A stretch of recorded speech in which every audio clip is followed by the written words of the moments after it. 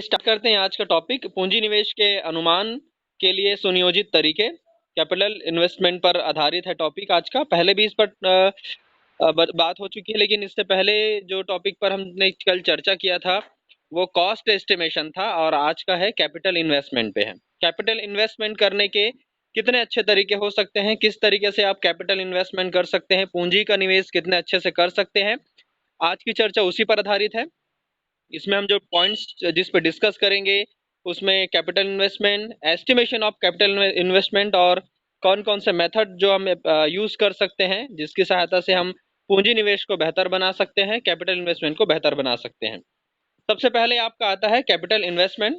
तो इन्वेस्टमेंट जो particular word है वो ऐसे जो खर्च है उस पर आधारित होता है जिसका जो प्रोडक्शन एबिलिटी में जिसका हम वृद्धि ला सकते हैं। इन्वेस्टमेंट के तौर पे अगर देखा जाए तो ये कह सकते हैं जैसे आप लोग यूज करते हैं जिसका ज्यादातर उपयोग, जैसे आप लोग किसी चीज को खरीदते हैं, आप जैसे जमीन खरीदते हैं तो आप बोलते हैं कि आपने इन्वेस्टमेंट किया हुआ है।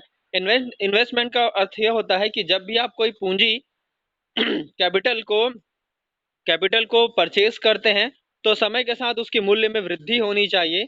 ऐसे जितने प्रकार के जो चीजें परचेज की जाती है लगभग सभी के सभी जो है वो कैपिटल इन्वेस्टमेंट के अंतर्गत आता है। जैसे अगर आपने अब कार खरीदी है, लेकिन आप जानते हैं कि कार परचेज करने के बाद कार की जो रेट है वो खरीदने के पश्चात उसका रेट जो है वो इंक्रीज ना होकर क्या होते जाएगा, डिक्रीज होते जाएगा।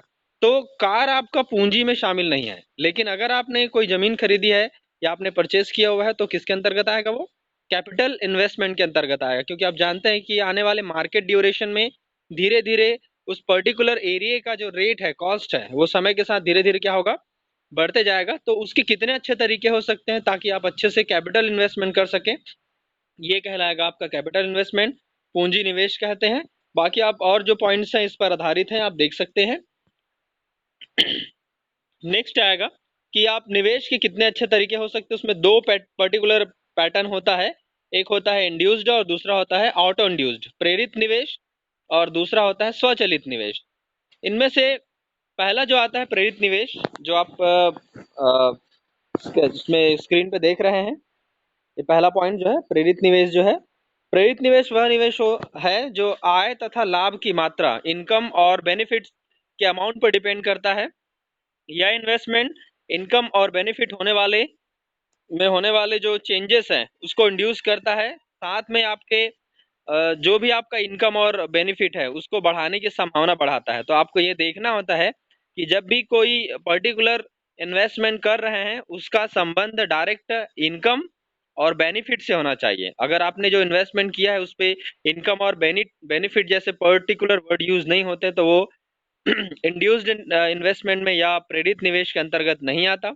दूसरा आता है आपका, वो है स्वचालित निवेश, जो ऑटो इंड्यूस्ड इन्वेस्टमेंट होता है। उसके अंतर्गत वह निवेश आएगा जो इनकम और प्रोडक्टिविटी पे आता है। इसमें बेनिफिट्स जो है उसको शामिल नहीं किया गया है, इसमें केवल ये देखा जाता है कि आपका इनकम कितना है और उसके बाद प्रोडक्टिविटी पर कौन कौन से फैक्टर हैं इस पे आधारित रहता है। ये दो प्रकार के इन्वेस्टमेंट होते हैं कैपिटल इन्वेस्टमेंट में, जिसमें आप पहला प्रेरित निवेश या इंड्यूस्ड और ऑटो इंड्यूस्ड दोनों प्रकार के निवेश को शामिल किया गया है।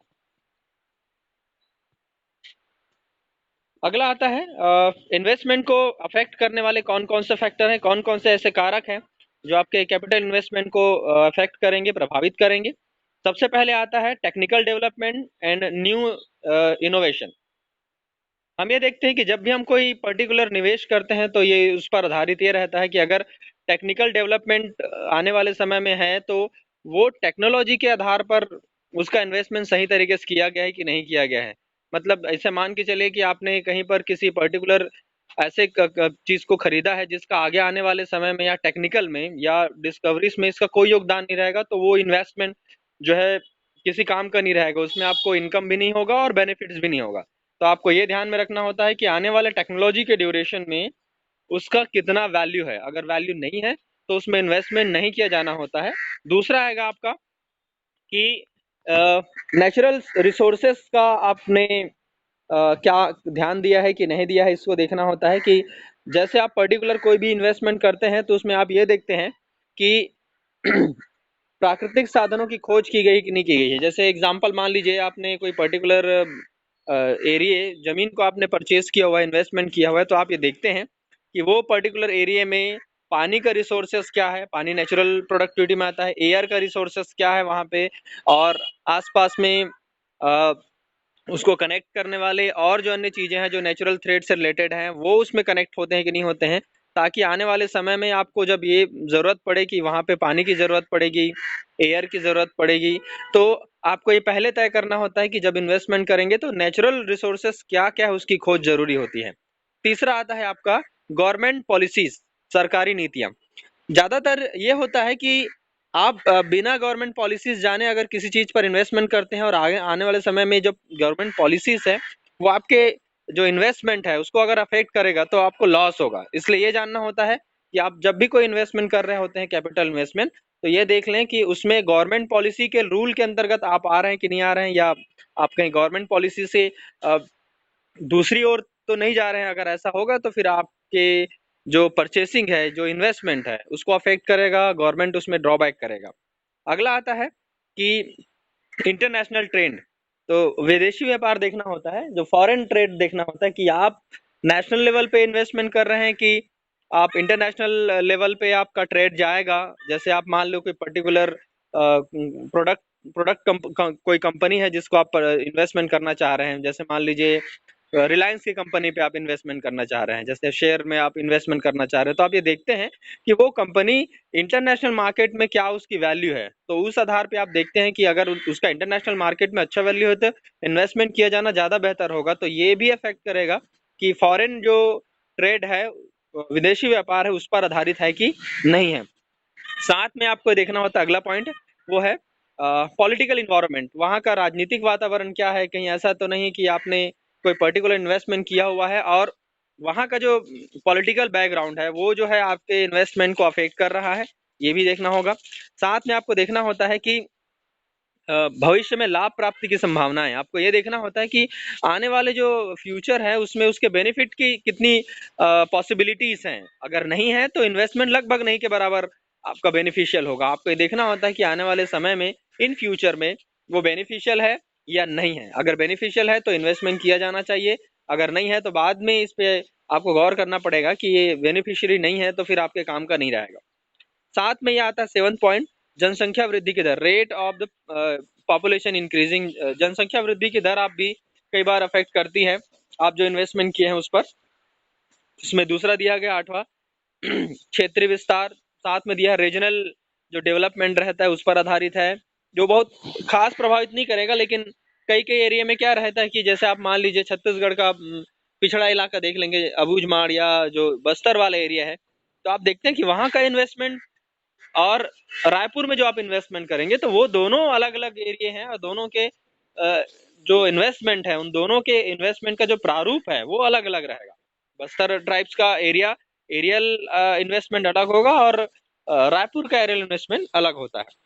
उसके बाद आता है इसमें दिया अगला, वो है कीमत का स्तर, जो वैल्यू लेवल है वहाँ का क्या लेवल है। जैसे आप अभी मैंने आपको बताया कि रायपुर में अगर आप इन्वेस्टमेंट करते हैं पर्टिकुलर किसी इंडस्ट्रीज में तो उसका वैल्यू लेवल अलग रहेगा, और अगर आप बस्तर जैसे रीजन में आप करते हैं तो उसका वैल्यू लेवल अलग प्रकार का रहता है। साथ में आपको ये देखना है, इसमें दिया हुआ है निवेश के लिए वित्त की उपलब्धता। अ, ये भी देखने हैं कि आप जो इन्वेस्टमेंट कर रहे हैं उसका फाइनेंशियल अवेलेबिलिटी क्या है। जैसे आप निवेश करना चाह रहे हैं लेकिन आपके पास उतनी मात्रा में मनी नहीं है, पैसे नहीं है, फाइनेंशियली नहीं है, तो अब आप देखते हैं कि क्या आपको उस पर्टिकुलर इन्वेस्टमेंट के लिए कोई बैंक फाइनेंस करेगी या पर्टिकुलर कोई फाइनेंस कंपनी आपको फाइनेंस करेगी, ये आपके पास अवेलेबल है भी या नहीं, ये भी आपको देखना होता है।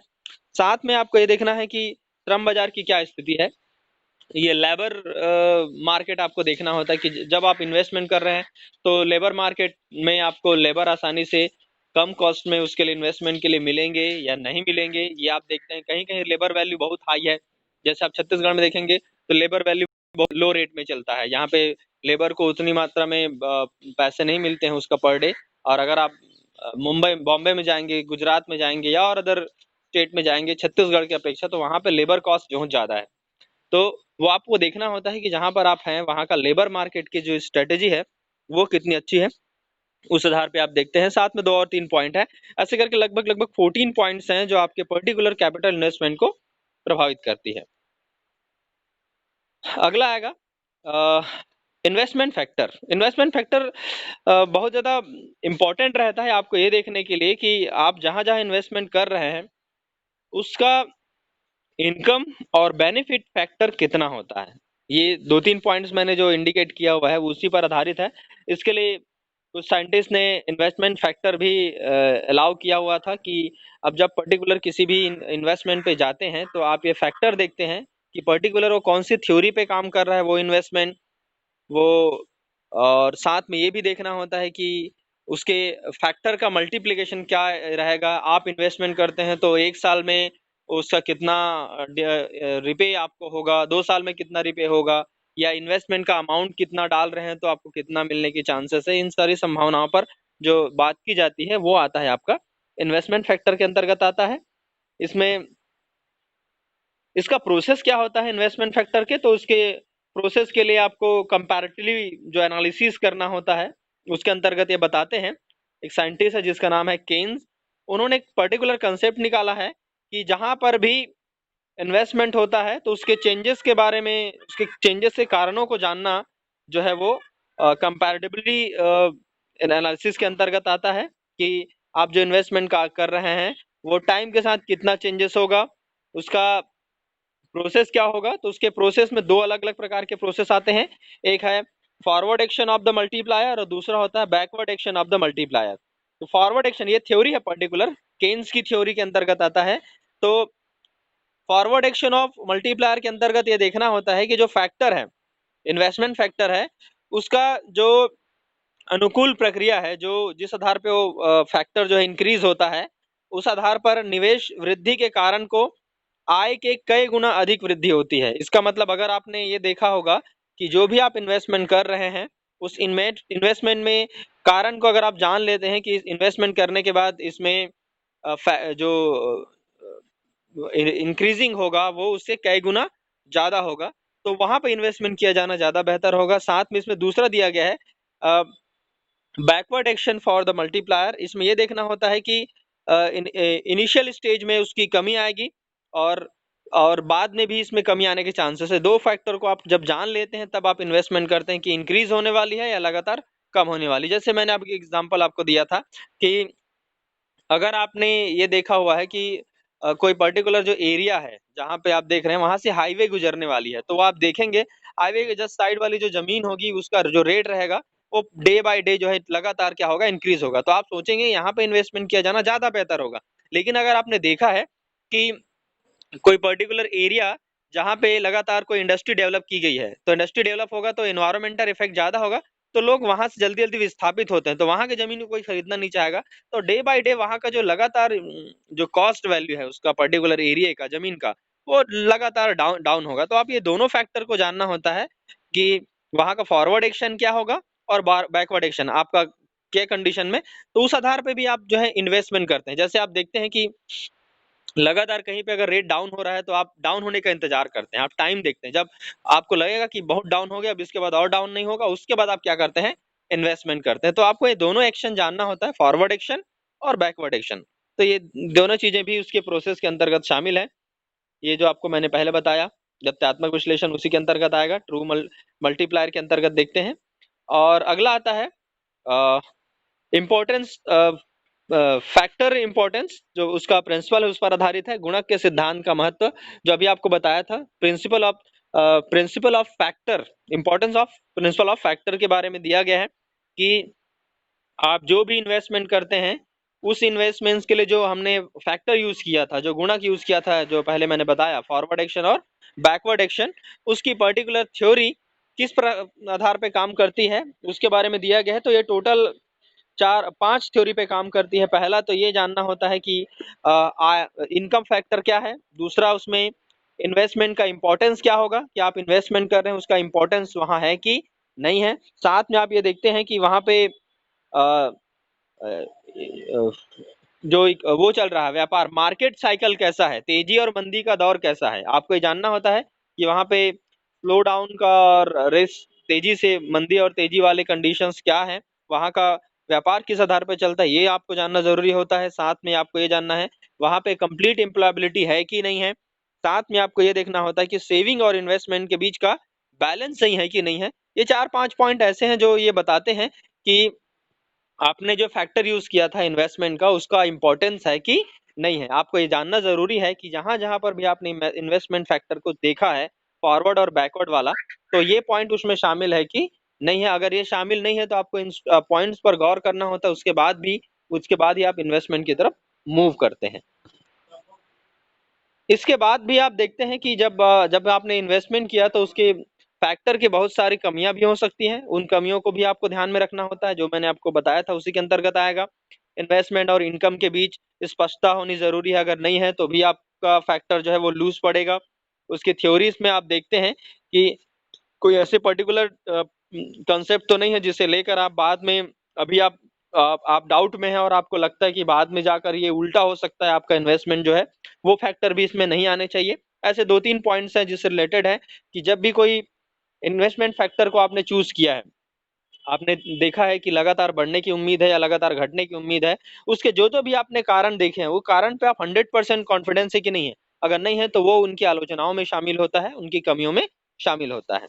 ठीक है। इसके बाद आता है इन्वेस्टमेंट की थ्योरी, थ्योरी ऑफ इन्वेस्टमेंट। तो इसके इन्वेस्टमेंट करने की थ्योरी टोटल मिलाकर 3 या 4 प्रकार के हैं।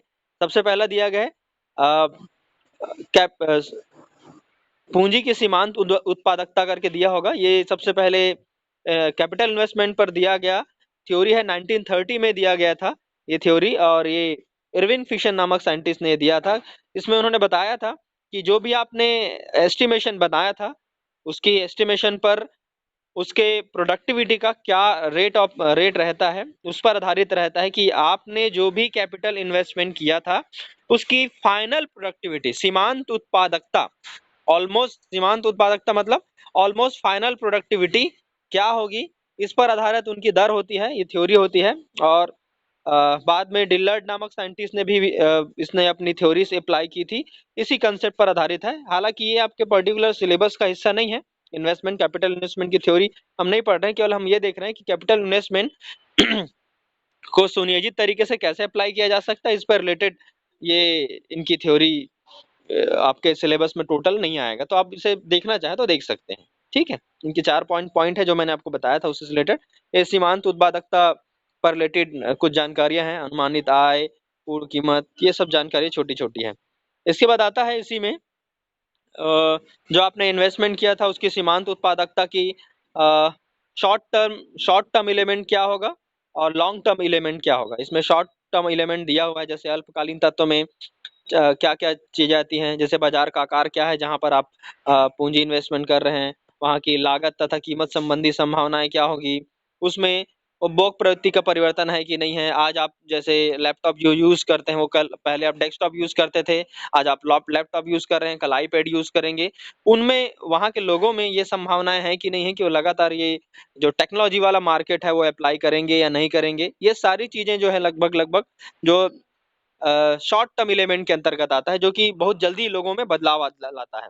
उसके बाद कुछ लॉन्ग टर्म एलिमेंट भी हैं। जैसे आप जानते हैं लॉन्ग टर्म एलिमेंट में आप देखते हैं कि जहां इन्वेस्टमेंट कर रहे हैं वहां पे लगातार तेजी से जनसंख्या वृद्धि जो है वो तेजी से बढ़ती है। तो आप ये देख लेंगे कि जनसंख्या वृद्धि का रेट क्या है। आप तो जानते हैं जनसंख्या वृद्धि मतलब बहुत लंबे समय तक वाला जो चेंजेस है वो सरकार की जो इकोनॉमिकल पॉलिसीज हैं वो क्या है, टेक्निकल डेवलपमेंट क्या होंगी, और नए फील्ड का डेवलपमेंट क्या होगा, ये सारे जो है वो लॉन्ग टर्म एलिमेंट है। इसको भी ध्यान में रख के इन्वेस्टमेंट किया जाता है। ये ऑलमोस्ट आपका कैपिटल इन्वेस्टमेंट के जो प्रोसेस थे वो कंप्लीट हो गया। मेरे ख्याल से इतना ही मिल पाया था मुझे।